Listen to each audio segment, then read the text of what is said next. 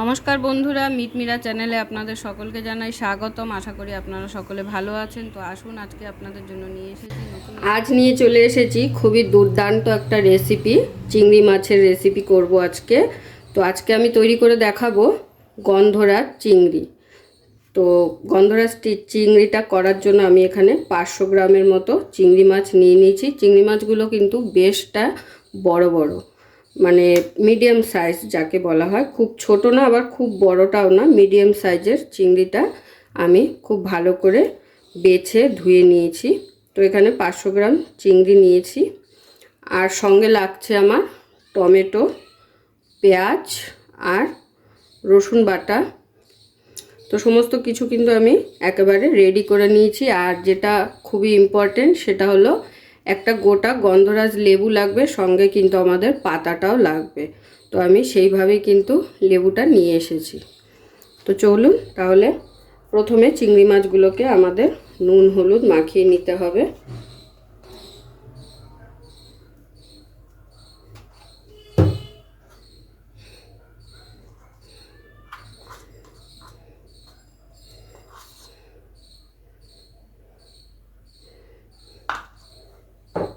এবারে এই লেবুটা কেটে লেবুর রসটা দেব চিংড়ি মাছটায়। তো পাতাগুলোকে ছিঁড়ে রেখে দেবো, পাতাগুলো যেহেতু আমাদের লাগবে।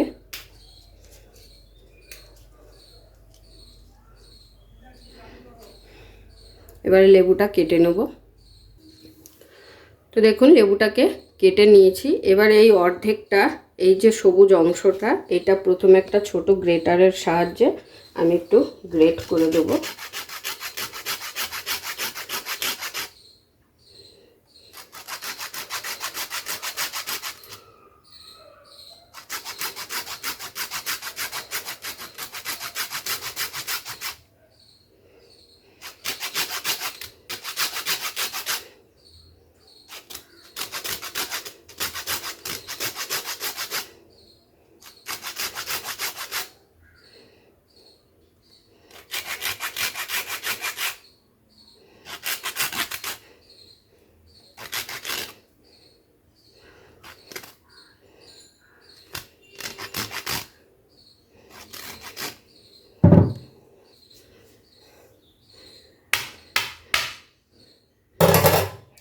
পুরো লেবুর পেছনটা ঘষে দিয়েছি, সবুজ অংশটা। এবারে দিয়ে দেবো লেবুর রস।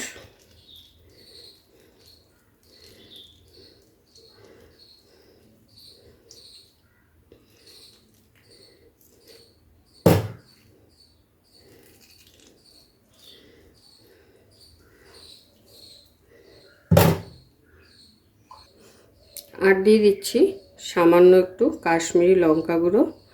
তো এগুলোকে দিয়ে আমাদের চিংড়ি মাছটাকে ম্যারিনেশন করে রেখে দিতে হবে। আর এটাকে মাখিয়ে প্রথমেই রেখে দিতে হবে। ততক্ষণে গ্রেভিটা বানাবো, ততক্ষণে এটা কিন্তু খুব ভালোভাবে মশলাগুলো সুন্দর ভেতরে চলে যাবে। তো মাখিয়ে নেওয়া হয়ে গেল। এবারে চলুন গ্রেভিটা রেডি করে নেব। এই রান্নাটা কিন্তু সর্ষের তেলে করলেই ভালো লাগবে খেতে।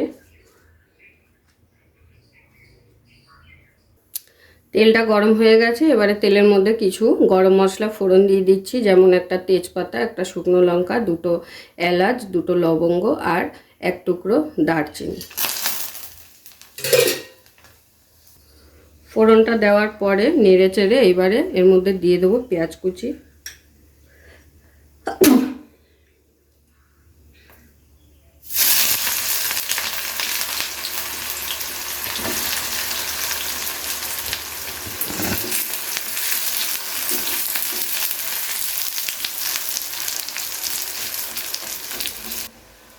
তো আমার পেঁয়াজ কিন্তু হালকা বাদামি করে ভেজে নেওয়া হয়ে গেছে। এবারে আমি এখানে এক এক করে মশলাগুলো অ্যাড করব। প্রথমেই দিয়ে দেবো রসুন বাটা,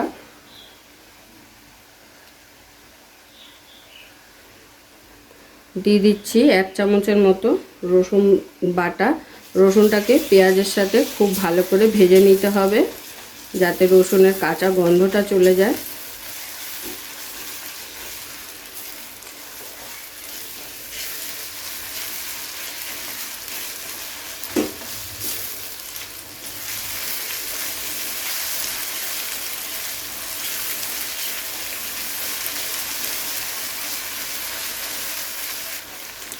রসুনটাকে 2 থেকে 3 মিনিট পেঁয়াজের সাথে খুব ভালো করে নেড়েচেড়ে নেওয়ার পরে এখানে এক এক করে মশলাগুলো অ্যাড করে দেবো।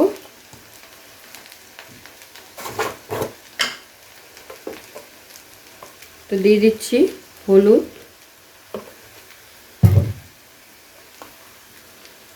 জিরে গুঁড়ো,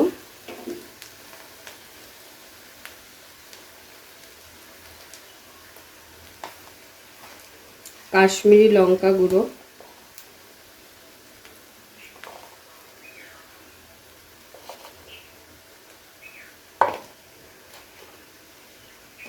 আর দিয়ে দিচ্ছি পরিমাণ মতো নুন।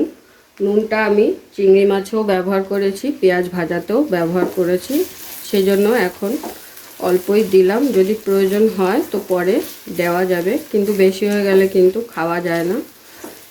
কষিয়ে নেওয়ার পরে এখানে টমেটো কুচিটা অ্যাড করব।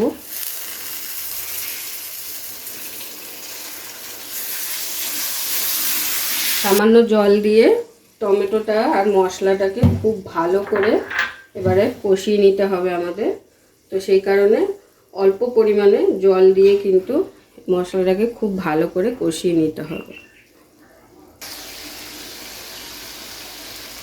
তো দেখুন যে জলটুকু দিয়েছিলাম সমস্ত জলটাই কিন্তু টেনে গেছে, আর মশলার সাইড দিয়ে দেখুন তেল ছাড়তেও শুরু করেছে, আর এতক্ষণে টমেটোগুলোও কিন্তু গলে গেছে। এবারে একটু খুন্তি দিয়ে এইভাবে চেপে চেপে টমেটোগুলোকে আর একটু গলিয়ে দেব। তো এইভাবে একটু সামান্য জল দিয়ে যদি মশলাটা কষিয়ে নেওয়া হয় তো সেই রান্নার টেস্টটা কিন্তু আরও দ্বিগুণ হয়ে যায়। আর এই রেসিপিটা যারা এখনও পর্যন্ত খাননি তাদেরকে রিকোয়েস্ট করব অবশ্যই একবার ট্রাই করতে। একবার যদি পরিবারের লোককে এই রেসিপিটা খাওয়ান তো সকলে পাগল হয়ে যাবে। এমনই একটা রেসিপি, পাগল করে দেওয়ার মতো রেসিপি, খেতে কিন্তু অসাধারণ হয়। তো দেখুন টমেটোর সমস্তটা আমি ভালো করে চেপে চেপে গালিয়ে দিয়েছি। এবারে এর মধ্যে দিয়ে দেবো ম্যারিনেশন করে রাখা চিংড়ি মাছটা। চিংড়ি মাছ কিন্তু আমরা ভাজবো না, এইভাবেই মশলা মাখিয়ে রেখে দিতে হবে। তারপরে এখন মশলার সাথে খুব ভালো করে একটু নেড়ে চেড়ে কষিয়ে নেব।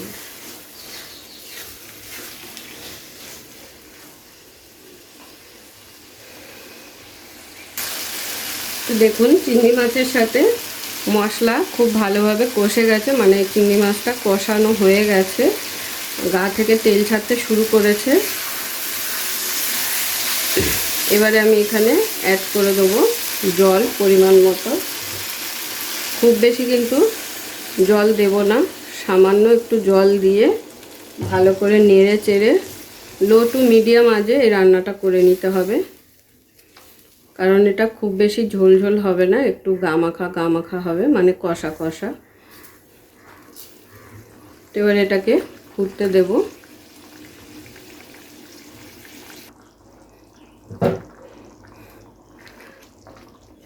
তো 5 মিনিট ফুটিয়ে নেওয়ার পরে ঝোলটা যখন ফুটে উঠবে তখন এখানে দিয়ে দেবো সামান্য পরিমাণ একটু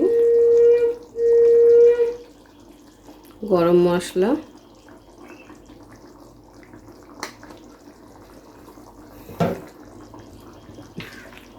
গরম মশলাটাকে খুব ভালো করে মিশিয়ে দেব।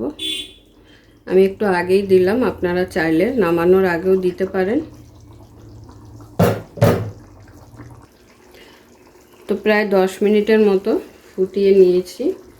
এবারে এখানে আরও দুটো জিনিস অ্যাড করে নেব, সেটা হলো আবারও একটু লেবুর রস এখানে দিয়ে দেবো।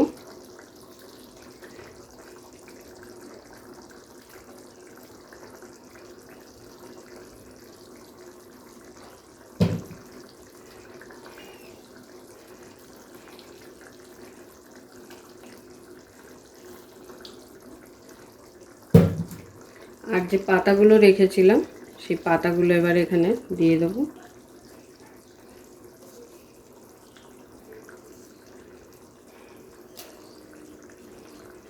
আর আমি একটা কথা বলতে ভুলে গেছিলাম, রসুনের সঙ্গে কিন্তু আমি কাঁচা লঙ্কা একবারে বেটে নিয়েছিলাম। তো কাঁচা লঙ্কা বাটা দিয়ে কিন্তু আমি তরকারিটা বানালাম। আর কাশ্মীরি লঙ্কা গুঁড়ো সকলেই জানেন জাস্ট কালারের জন্য ব্যবহার হয়। আর এখন দিয়ে দিচ্ছি গার্নিশের জন্য কটা গোটা কাঁচা লঙ্কা। এবার একটু নেড়ে এটা নাবিয়ে নেব। এটা কিন্তু আমাদের একদম পারফেক্টলি রেডি হয়ে গেছে। তো আজকের আমার এই চিংড়ি মাছের গন্ধরাজ চিকেন রেসিপিটা অবশ্যই সকলের ভালো লেগে থাকবে। আর যদি ভালো লেগে থাকে তো প্রতিবারের মতো লাইক কমেন্ট শেয়ার করতে কিন্তু ভুলবেন না। সকলে পাশে থাকবেন আর একটু লাইক কমেন্ট শেয়ার করে দেবেন বেশি বেশি করে। তো এবারে আমার গন্ধরাজ চিংড়ি আমি গরম গরম প্লেটে সার্ভ করে নেব। একদম রেডি হয়ে গেছে।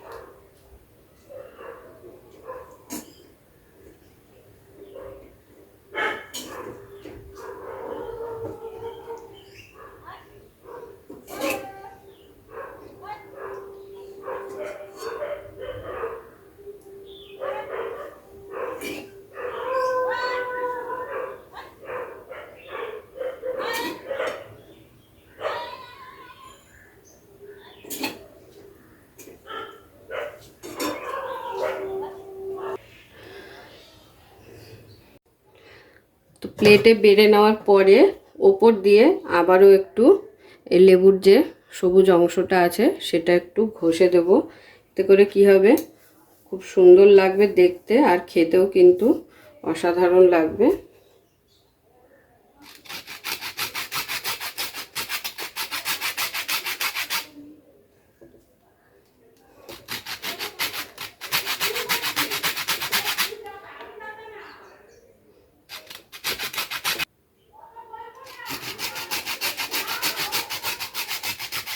আমার হাতই দেখা যাচ্ছে।